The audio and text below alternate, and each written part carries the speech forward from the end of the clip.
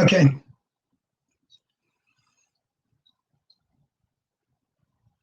Hello, everybody. This is Greg Griffin, Pastor Greg Griffin. Good morning, good evening, good afternoon, wherever you may be at in the world.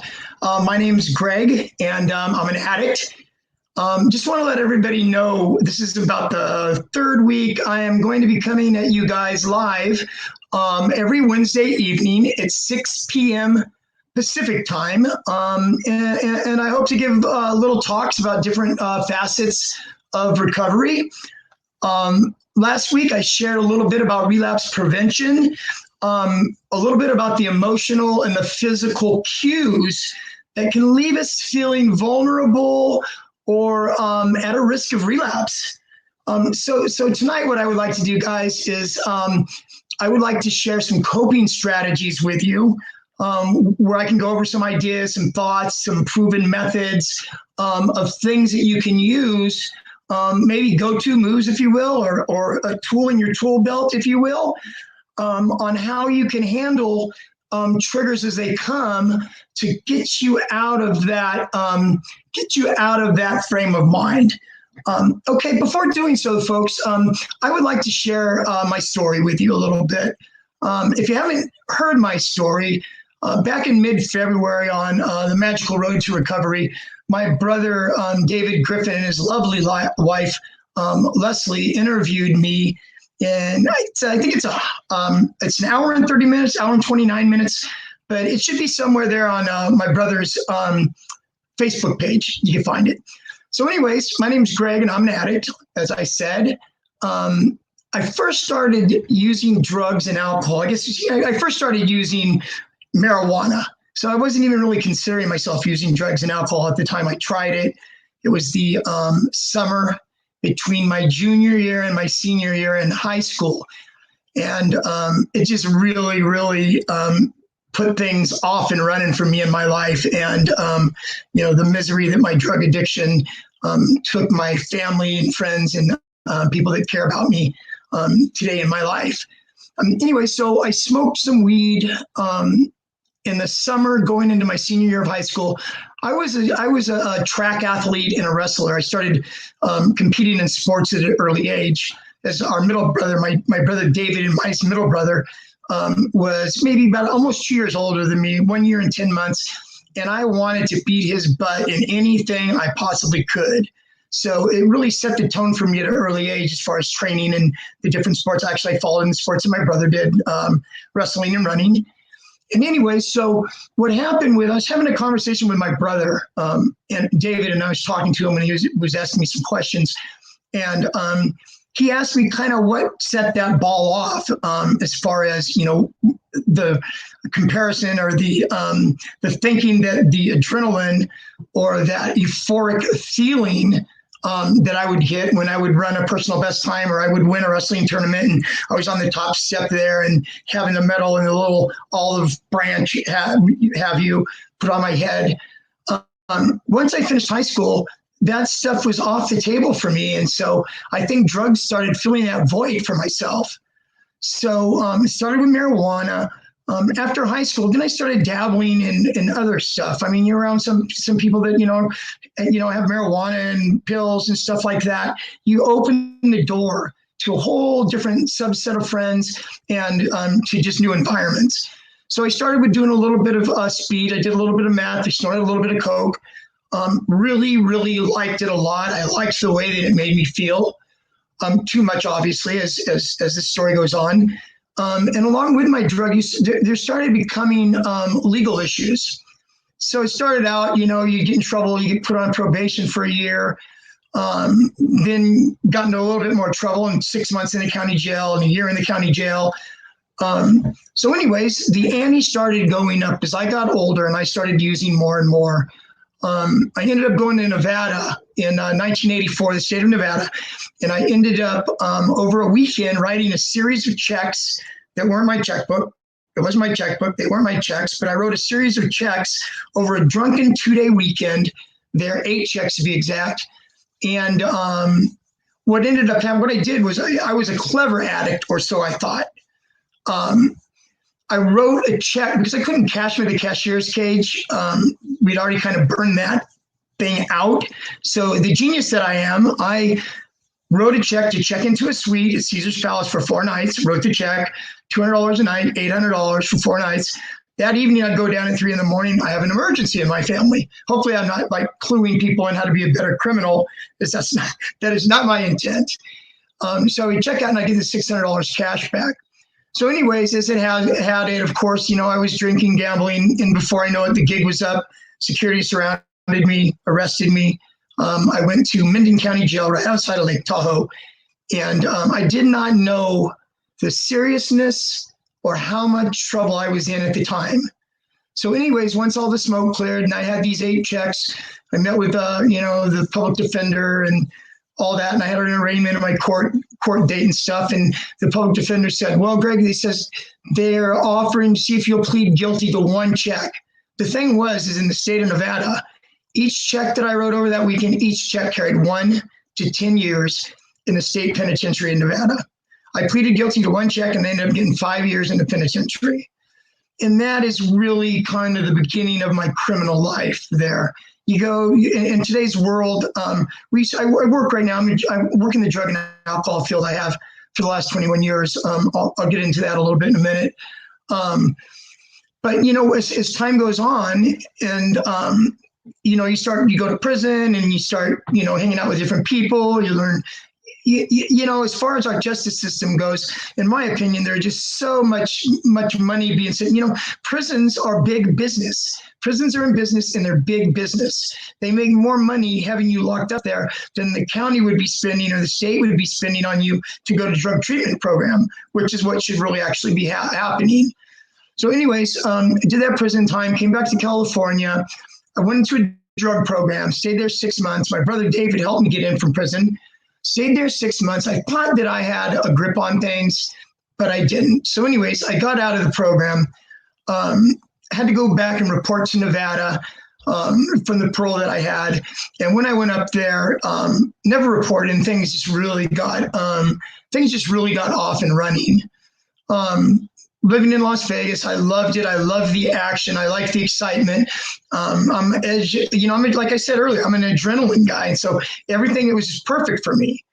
So after a year and a half up in Nevada, a friend of mine who was a heroin addict, didn't really know too much about heroin or heroin addicts at the time, was introduced to heroin. And when I tried it for the first time, I could take it or leave it. It made me itchy. I remember it made me really itchy. And I threw up a lot too. And for some reason, I guess I liked the high or the feeling that the itchiness and the throwing up didn't bother me so much. Anyways, I dabbled with that for a couple months. And then before I know it, I was hanging out with my buddy that was the heroin addict and was with him for a period of about a week. And it didn't take me but a week before I got a heroin habit, which was the beginning of really my downward spiral in my life. While I was addicted to heroin, being a heroin addict is hard work. Where I work at today in a substance abuse program that I've worked in for 21 years, I have clients that come in and, heroin is still a pretty popular. Oxycontins, we call them oxys or roxycodones. Heroin are still a really rampant drug of choice around here. And the sad thing about it is I don't know if folks are aware or not or have been following what's been going on with opiates and heroin in the world. But now they are actually taking the heroin and they're cutting it with bits of fentanyl in it to make it stronger, to get people hooked. And what's happening is a lot of folks are overdosing and dying behind it. Before I looked into this, when I heard about the fentanyl, I was thinking, well, doesn't the fentanyl cost more or than heroin does?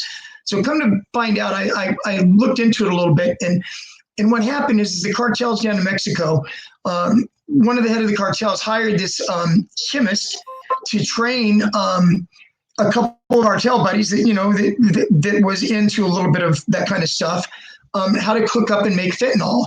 So they trained these guys how to cook up and make fentanyl. And so what they were doing was that's how they had access to the fentanyl that they started cutting the heroin with. So anyways, that's what's going on now. But anyways, I was talking about being a heroin addict is hard work. Let me explain what I mean by that in my story. I was addicted to heroin from 1991 up to my birthday, which is March 7th, 1997, is the day I was hospitalized at the end of my heroin use. But from 1991 to 1997, I went to county jail for 30 days once, and then I got busted for some paraphernalia in Las Vegas, went to jail for 14 days. So between that 30 and 14 days, first, it was really crazy because I had to kick. I had to, I was dope sick, kick. I had to kick in county jail. It takes 3 or 4 days. You're really sick to your stomach, crawled in the fetal position, just, throwing up, diarrhea, just, it's not a good thing. So anyways, after I was in county jail for 30 days, first thing I would do is I go look up the dope man, I cop heroin, and boom, I'd be off and running again.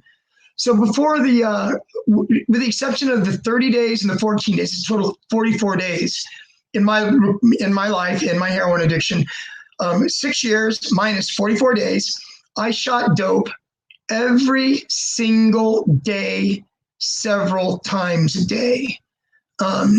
Being a heroin addict, I would never go to bed at night unless I had I call it my wake up. What it really was, I also call it getting well. Because when you wake up in the morning after sleeping in the night, you wake up dope sick. And the only thing that's going to get you better is some heroin. And so anyways, besides those 44 days, I shot dope every day, several times a day. Didn't take care of any health, obviously.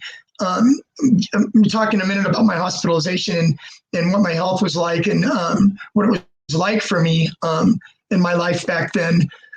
Anyway, so I tell the opiate addicts and heroin addicts that are currently in the program that I work in, I would tell them, if you could put in half of the amount of energy and focus on your recovery right now, 50%, you're going to make it. You go a long ways. Because being a heroin addict, it was just, as I said, every day, several times a day. So it was really, really hard. You really, really had to work hard at being a junkie, as funny as that might sound.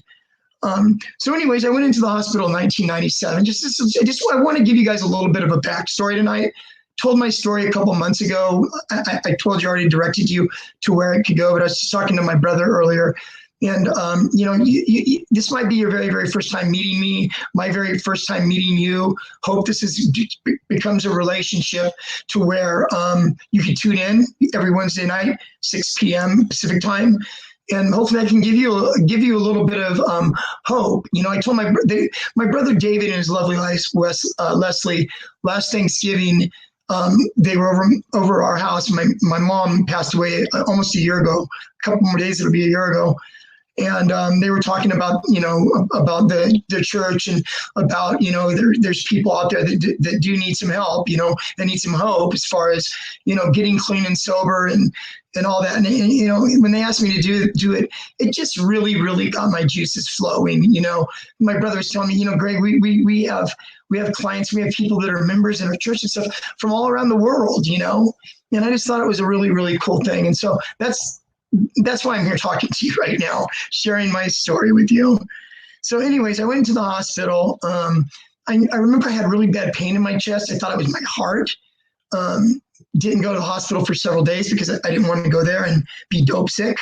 Not really realizing at the time with the medical condition I had, they were going to stabilize me. And they put me on methadone is what I was on when I was hospitalized. Anyways, and I was in the hospital for 2 months. My left lung was full of fluid. And during just the antibiotics and stuff they gave me in the hospital, didn't totally get rid of it. So they had to go in and they had to do surgery on me. They went in, they drained my lung. They had to go in. I remember I was reading the medical paperwork a few months back. I saw all the medical paperwork that I had. And it was describing the surgery. We had to go in and there was a fibrous peel on the inner lining of my lung that had trapped on the inside of my lung a cottage cheesy-like substance. I mean, isn't that enough to make you sick? So anyways, I went through that surgery, and thank God, you know, I have a family that loves me, you know, mom and dad that loved me and cared about me, you know, that made the transition from when I was hospitalized to being able to have a bridge to where I could go back home here to California and get better. And so anyways, that's what I ended up doing is I ended up flying home. They had to wait a couple of days to fly me home after my surgery because of the surgery that I had in my lungs and the pressurized, you know, thing about in an airplane that, you know, there's a certain amount of pressure and there's certain conditions that you can't fly under. And so anyways, went to the hospital, left the hospital. My mom and dad had paid for a plane ticket for me to fly from the hospital in Las Vegas to the airport in Oakland. And so they bought me not a round trip, one-way ticket. I didn't know that my brother was going to be there waiting for me at the airport, but he was when I got there. My brother was there. And they wheeled me in a wheelchair and got on the plane and I flew home. When I got home, when I was released from the hospital, guys, I weighed 124 pounds. You know, was, you know, lucky to be alive then, you know, and I thank God and I thank my family and thank my parents for, you know, giving me another chance to be able to, you know, get my life together. Anyways, once I got home, my mom strategically placed this flyer that came in the mail maybe a couple of months after I got home. It said "Celebrate Recovery" on it. So she set it on the table there and sat for, you know, a month and a half, 2 months. And then now it's September. This is November 4th. I still remember vividly the date of it. And so towards the end of October, I told my mom, I said, you know, Mom, I said, I see that flyer there. You know, I would like to go, you know, check that out. You know, I just needed something outside of myself, you know, something I could find hope in, something that I could find peace in, you know. Here I was, this, you know, 37-year-old, you know, unemployed, 124 pounds, trying to get my strength and my weight back and to get healthy again. And all this time that I'm back home, I'm thinking I'm coming back home to get my strength back, get back on my feet so I can go back up to Las Vegas again and hang out, start shooting dope again. Can you imagine that? 124 pounds. So anyways, thank God that, you know, my mom put that there and that she came with me originally to go to Celebrate Recovery. And, you know, it was a wonderful thing. You know, when Mom came for the first time with me, she was going to support me in getting my help. And little did she know she was going to get her own help too. They had groups that obviously I was in the chemical dependency group. They had a sex addiction group. They had a codependency group, which my mom went to the codependency group. And so anyways, we did that. And so I started getting better. I started building my faith in God and started finding a purpose in life. So, yeah, I mean, it was a wonder. It was a good decision to do that. And as I got better and as my mom, you know, she started making friends at the church and, you know, I met a lot of friends at the church and, you know, it's a really, really, it was a really, really positive thing. In a minute when I share tonight, guys, when I share a little bit about, you know, relapse prevention and coping strategies and stuff, I'm going to go into some coping strategies. There's a lot of talk like call a friend or call your sponsors in 12-step meetings. I'm going to go into a little more detail of that when I talk about 12-step meetings and I talk about 12-step involvement and fellowship. I'll touch on that because early on, whenever I started going to this Celebrate Recovery, I remember really very, very well. The gentleman that ran Celebrate Recovery, he was a Celebrate Recovery pastor, and his name was John Nielsen. And he took me under his wing. You know, he heard my story. You know, he saw me during my transition. You know, I was far from, you know, well when I started going. I mean, heck, I'd only been home 5 months when I started going. And so anyways, thank God that he put him in my life. And he told me early on, he shared with me, he says, you know what, Greg, he says, it's really not that difficult, Greg. He says, you need to change playgrounds and playmates. And, you know, that really resonated with me. You know, I need to change playgrounds and playmates, you know. it made sense. No more hanging out, guys, with the old friends. It's going to pull you down, right? Any of the old friends that you have in your phone still, you need to delete them, get rid of them. They're not going to do anything but bring you down. So anyways, it was a great message for me. And so after I was home, a year and a half, 2 years, and I wasn't going to go back to Las Vegas and start shooting dope again. Go figure that, right? I had to decide what I wanted to do with my life, what I wanted to do for a living. I was only 38, 39 years old at this time. So thank God, once again, mom and dad, helped me out, paid my way to school so I can get a career. And in 2000, I was certified as a drug and alcohol counselor. Started an internship in 1999 at the program that I currently work in. I've now worked there for 21 years. So God's been good to me in that respect. Okay, guys. So that's a little bit about my story. Well, but before I end my story for tonight, I just want to share because this has really, really, really been on my heart a lot lately. In 9 more days, my mom, who I've just talked to you about going to celebrate recovery with, and we shared a lot through that program, and it opened her eyes, to codependency and stuff, and it really opened my eyes too, to just to a lot of things, and 9 days. She died May 29th of last year. And now my dad, my father, he's, we didn't know if he would make it a year, and here 9 more days, it'll be a year that he's made it. My mom and dad celebrated. My mom and dad's wedding anniversary is May 10th. And before my mom died, 19 days before my mom died last year, my mom and dad, she was in the hospital, but my dad was there. They got to celebrate their 65th wedding anniversary then, with each other. So that was nice. But anyways, my mom was really sick, and her 1-year anniversary of passing away is coming up. And I just really, really remember my mom's last month on Earth here. She got rushed to the hospital in an ambulance. This was probably 3 weeks, a couple weeks, maybe 3 weeks before she passed, early May. Me and my sister had to call an ambulance, and they came and picked her up at home and brought her to the hospital. And while she was in the ambulance, she had a heart attack. And when she was being wheeled into emergency, my sister was in the ambulance with my mom.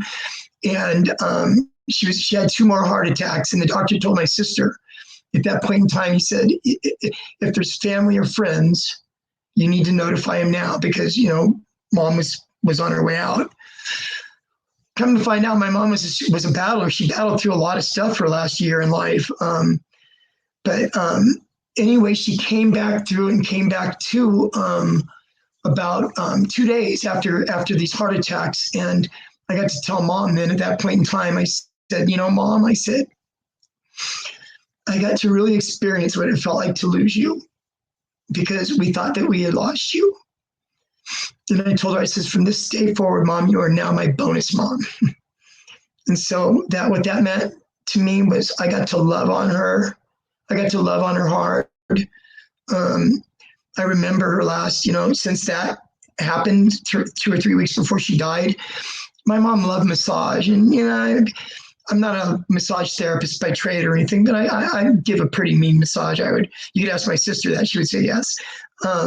But I was at the hospital every night, and I'd give my mom a shoulder and neck massage and upper back massage, and one night I missed my little girl, my not so little girl anymore, Lindsay.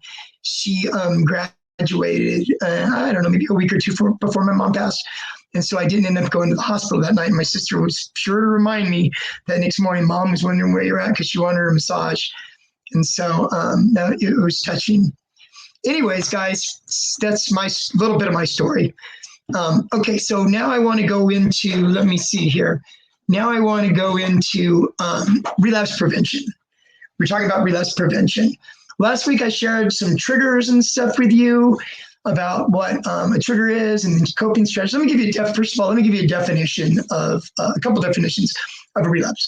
A relapse is the act or instance of backsliding, worsening, or subsiding, or a reoccurrence of symptoms of a disease after a period of improvement.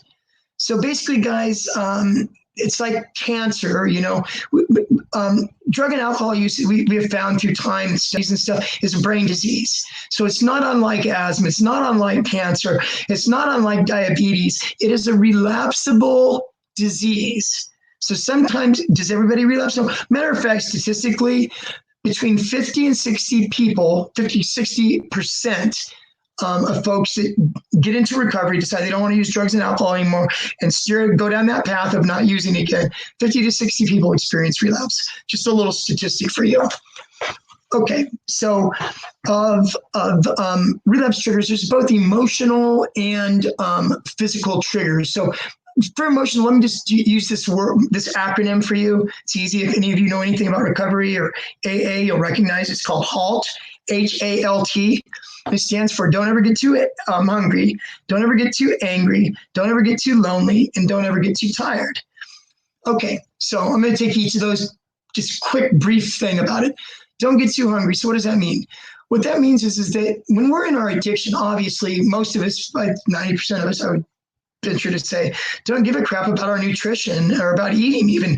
Go figure, right? How do you think I got down to 124 pounds? There wasn't much eating going on here. I used to tell my friend that I was with, I would get up in the morning, I'd drink a 40, and then maybe I'd drink another 40 in the evening. And I say, well, it says on the bottle here, 40 ounces, 890 calories or something. That's just how my sick mind was over that. So anyways, what it's basically saying is we need to start paying attention to nutrition while we're in recovery. Don't ever get too angry. Now, this one right here, anger is probably the most biggest trigger and reason for relapse. Angry is just, it's just, there could be healthy anger, and then there could be inappropriate anger. And what that is, healthy anger is learning how to walk through it and work with that. They come in various forms. You could either see a therapist, one-on-one therapist life, and be able to process some of that stuff. There is also, what I do is I refer, there's a lot of, there are a lot of websites and stuff, practice deep breathing techniques, learning stress reduction, learn how to be able to self-calm yourself when you're in a situation like that. Don't ever get too lonely. Loneliness is a really big thing in recovery. And let me tell you why. In early recovery, basically, like I said, my spiritual sponsor, John, told me, Greg, you got to change playgrounds and playmates. That really, really resonated with me. So what did that mean? All the using friends that I used to have, that I used to use with and hang out with, they're no more. At least they should be no more. So now you've broken off those relationships with those folks. So anyways, and then on the other side of that coin, you have your friends that you had before you started using drugs and alcohol.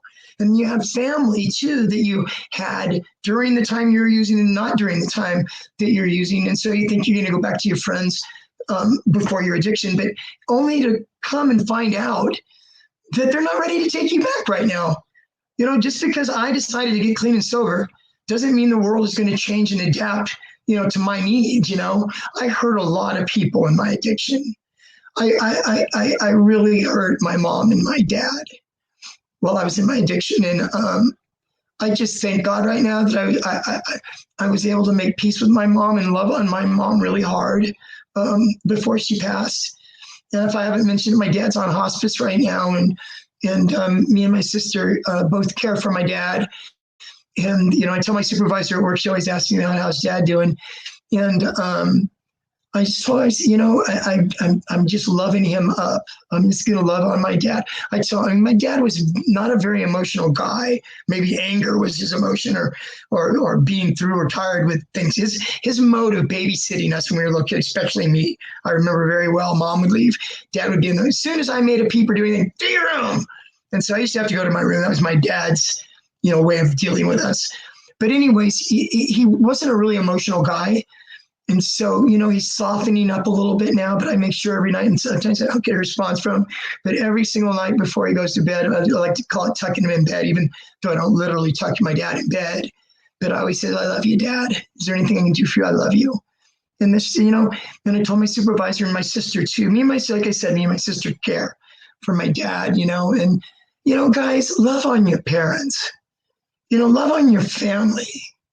We get this COVID-19 thing going around, and it's not discriminating. We don't know how long we're going to be around, folks. We just don't. So love on your friends. Okay, let me get back to relapse prevention. So I was on lonely. Now let me go to the very last one. Don't get too tired. We no longer have any of the, I remember whenever I first got clean as an opiate addict, there were so many restless nights, so many nights that I got very, very little sleep. You try to take hot baths, you try to listen to music, soft music. We can no longer take the chemical sleep aids that we used to take.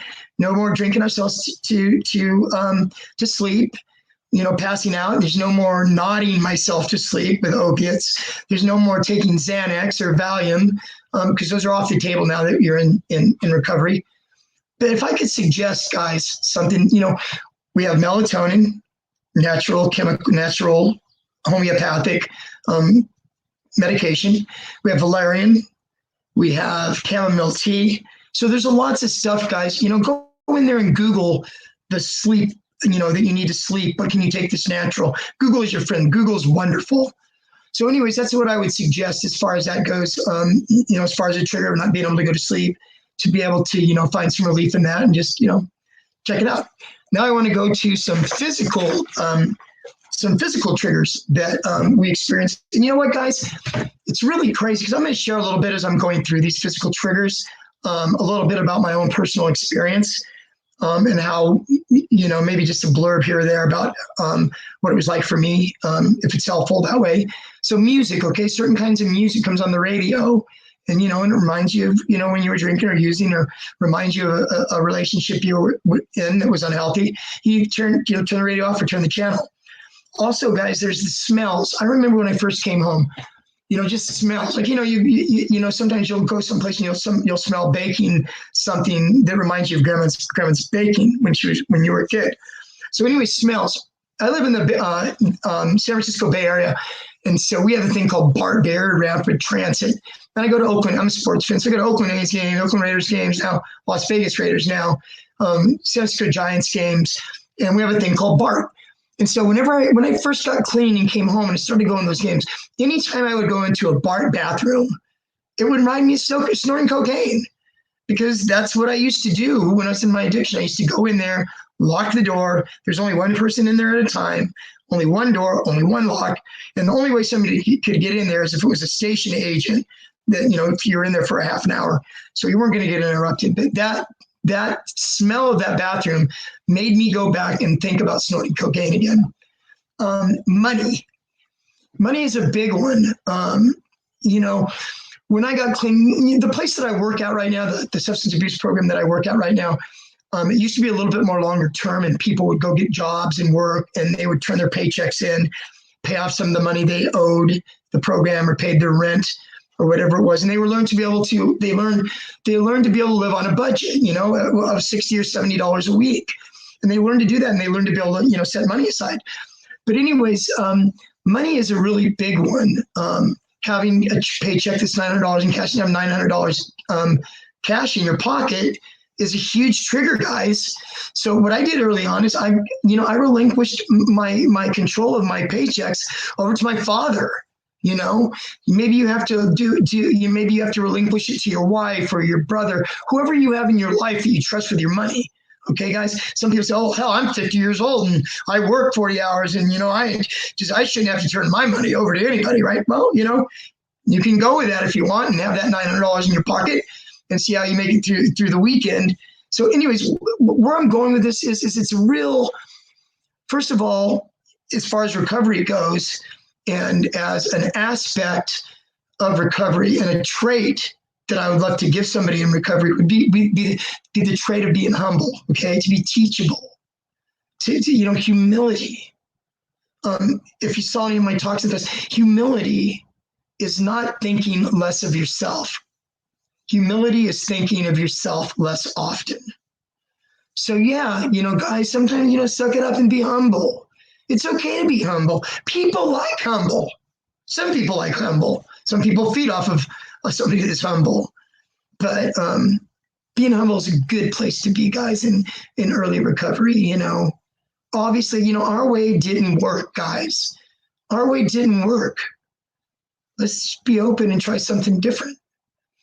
Okay, then how about this? Go into the grocery store, especially for us alcoholics out there, right? You know, Jesus Christ, when you go there and they have this section, it's usually off in the corner, and they usually have the big things, big bottles of, you know, tequila and all the top shelf liquor they have is stacked up, right? So nowadays they have in the front of the liquor store in cases and stuff so people don't rip it off. But anyways, it's like, how do you think that feels to an alcoholic?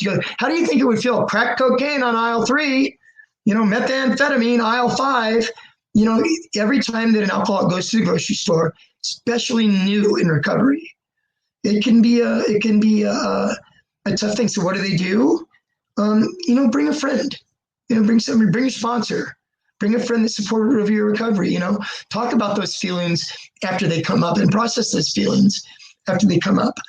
Okay, exits on a freeway.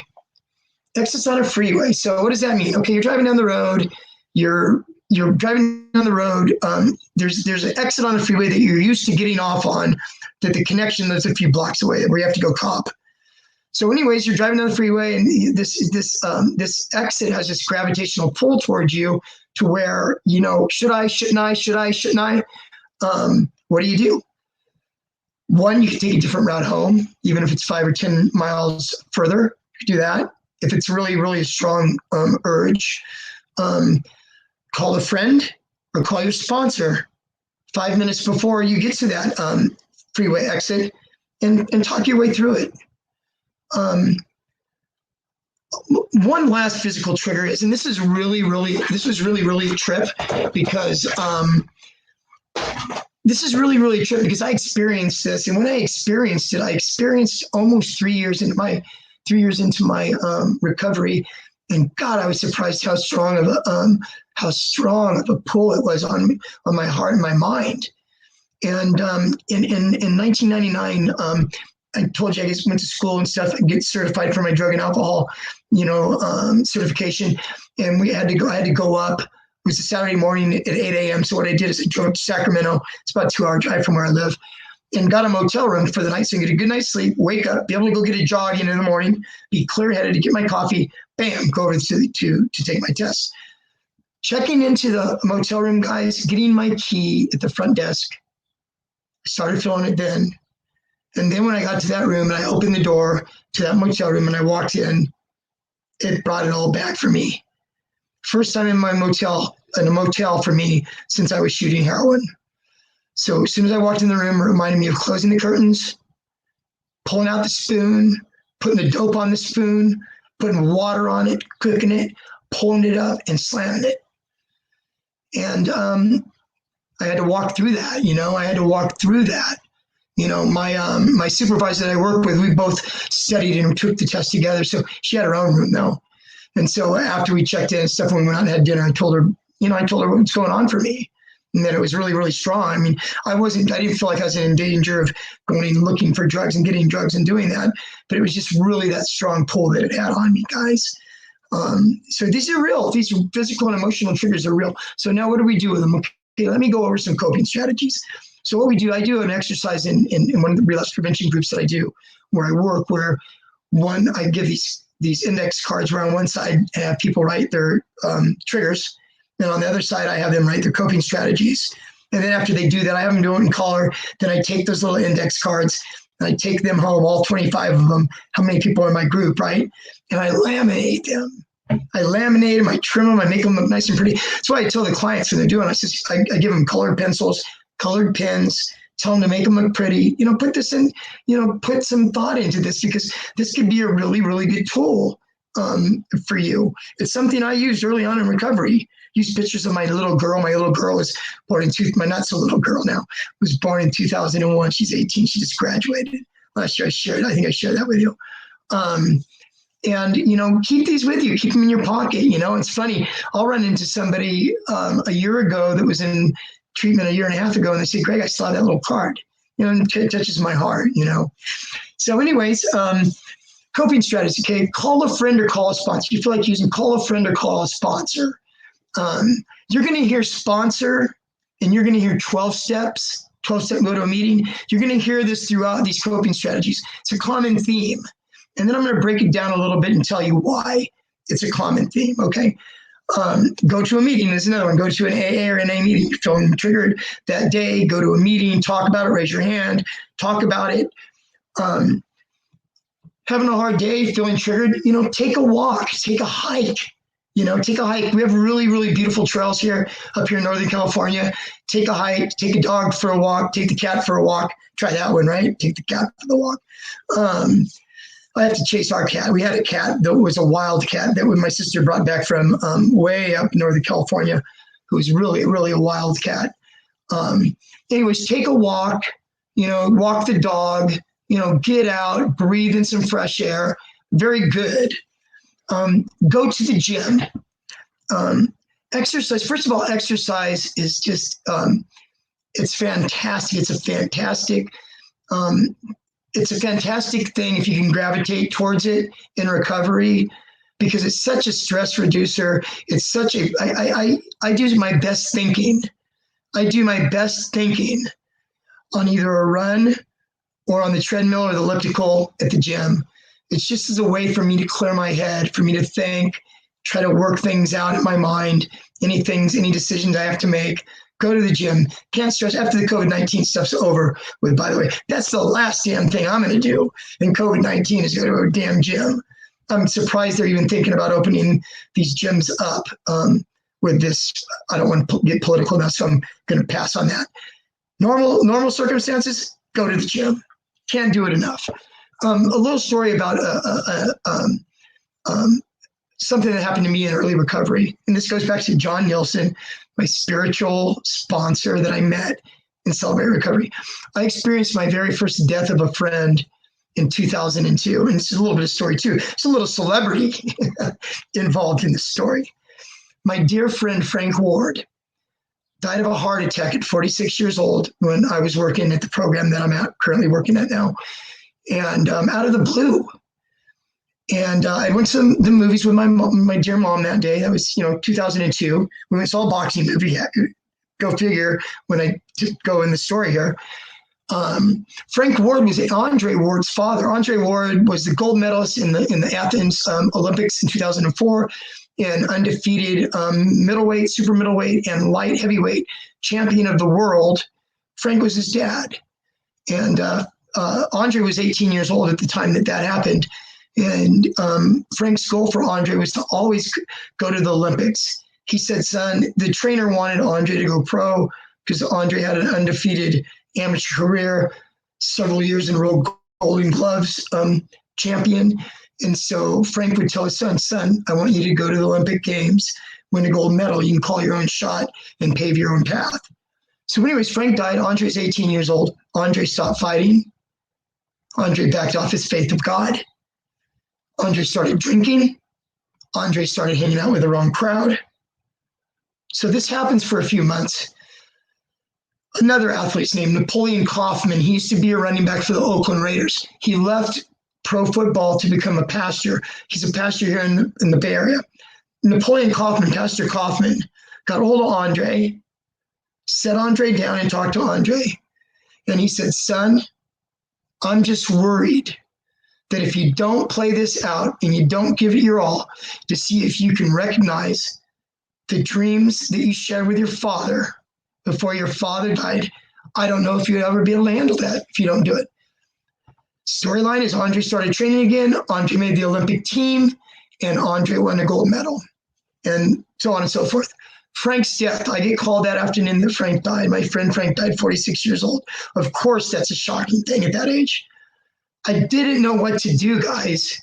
I didn't know. This was the first death I experienced clean and sober. Normal people would want to go probably drink or whatever. I mean, those were off the table for me. I didn't even cross my mind. I called my spiritual sponsor, John Nielsen. My friend just died. I need to see you. And he had a couple of appointments. I could see you at 3:30, Greg. This is like 1:30, right? So I booked down to the gym. I had a membership gym. I go down to the gym. I get on a treadmill and I just start running. and I had my eyes closed. I was listening to music. Tears were just coming down. And a gal that I went at the time, I feel a tap on my shoulder, and there she is looking at me, and the tears just going, But you know what, guys? I learned how to take care of myself. I learned how to take care of myself then. It was a good thing. Okay, so last one for coping strategy, I think I would like to say is, what do you do? What do you do for like weddings, birthday parties, different events that happen when you're in recovery, right? A lot of drinking is around for a lot of those things, and people aren't going to change their lives. A lot of people can handle, having drinks on the weekend, or there's a lot of normies out there, but we can't do it. Going into it, take a friend or take your sponsor, number one. If you feel shaky, bring support with you there. It's actually admirable nowadays to have people, having somebody that, drinking a Perrier or a bottle of Crystal Geyser or a Diet Coke or whatever to get through that event, to be able to make you feel comfortable. It makes you feel more comfortable. Or, have a plan that you can leave. Give yourself permission to leave, guys. If you feel a tug and you feel uncomfortable about something, this is your life. You've worked hard on your recovery. You've looked at these things. You looked at relapse prevention. You went through a treatment program, or you live, a really strong 12-step program. You're a sponsee, or you're sponsoring people now, whatever the case may be. It's okay to give yourself permission to leave if you feel uncomfortable. Okay, guys. So also, I just want to also share with you as far, we talked about anger, and we talked about different feelings, and we've talked about stress. These things are products of life. We all got cell phones. We live in a very fast communication world where people can get hold of us. We're pulled this way, we're pulled that way. As far as exercising and stuff, because there's also Google is your friend. There is a couple places that I know of that mindful.org. There's a couple different places, Google mindfulness, breathing techniques, different places. They're free, guys. Go in there and learn, breathing techniques. I went to mindful.org today, and right when you go in there, they have a little button. It's a 5-minute relaxation meditation button, and you sit down, get yourself grounded, relax, and hit the button, and it will walk you through 5 minutes of just stress reduction, meditation. It's really good. Okay, I told you. Wrapping up the end of the night. I want to talk a little bit about 12-step meetings and about sponsors and what that means, and why do I mention it so much. Like I told you, my spiritual sponsor says, Greg, you got to change playgrounds and playmates. You know what, guys and gals, that's easier said than done. Making a whole new support network. And when the 12-step programs of NA and AA are a lifestyle. The steps it's a lifestyle program. It is a replacement of friends and acquaintances, or wherever a relationship brings you. You go to a meeting. What I recommend first for anybody that's new in recovery, that's just finishing treatment, or hasn't been to treatment, or wants to stop using, and doesn't have to go to treatment to stop using, but could stop using with the fellowship of AA and NA. If I could give you one trait, one quality, if I could give you one tool, one resource for your recovery tool belt, I would give you the gift of AA and NA. Why is that? You meet people, you start community building, guys. You get a sponsor. How do you get a sponsor? You go to a meeting, you raise your hand, say, I'm brand new. I'm new at this, and I need a sponsor. And somebody will come up to you after the meeting and talk to you. Or sometimes they have sponsorship meetings where the meeting will start out, and the secretary will say, it's a sponsorship meeting, and they'll have the people that are in recovery raise their hands that are able to sponsor. Men for men, women for women will raise their hands on who they get sponsored, and you go up and you talk to them afterward. Why is it important First of all, the first couple of weeks of early recovery, it's a lot of emotions. You know, you need somebody to maybe call and talk to help you get through these tough times. You know, a good sponsor will take you and put you under their wing, and they will introduce you around to all their friends. You know, look for somebody that's got a couple, 2, 3, 4, 5 years of recovery under the belt. Somebody that's currently working the steps themselves that can explain the steps to you. I'll have another talk here down the road on the 12 steps of Narcotics Anonymous or Alcoholics Anonymous, and I'll break them down for you in a way that you know that you can relate to, or you know, direct you in a place that you can learn more about those steps. They'll put you under the wing. They'll introduce you around to, you know, the people they know. Now you're building a network. What I really recommend is the beauty about NA and AA is after a meeting, there's lots of stuff that happens outside of the meeting. There's lots of stuff that happens outside of actually working the 12 steps. Fellowship is wonderful for them where you're making these new connections. You go out for dessert after AA is 1 hour, NA is an hour and a half. Go to an NA meeting, starts at 7:30, you're done by 9. People go out and have dessert around the corner at the coffee shop afterwards. You're sitting at a table with these guys. You see this one guy over here. This one guy has been, you know, he's been, you know, he owns his own glass company. This guy over here works at Starbucks. This person over here is a lawyer.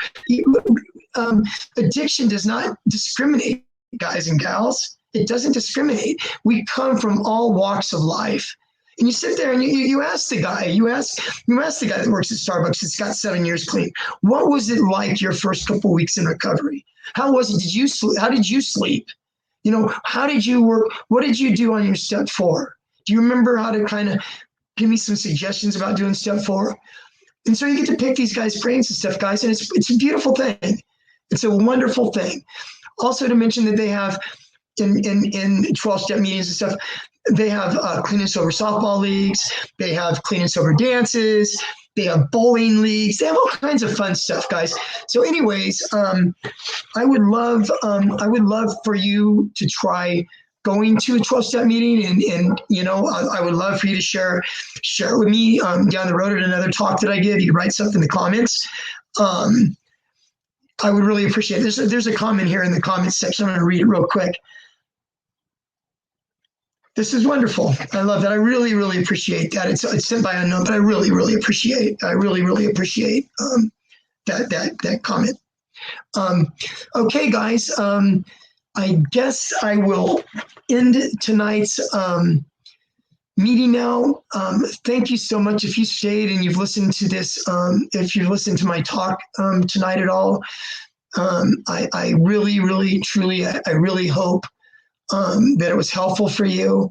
Like I said, I will be here Wednesday, 6 p.m. Pacific time, guys, every week. Okay. I would love to see you come back, and take care until next week, guys. God bless.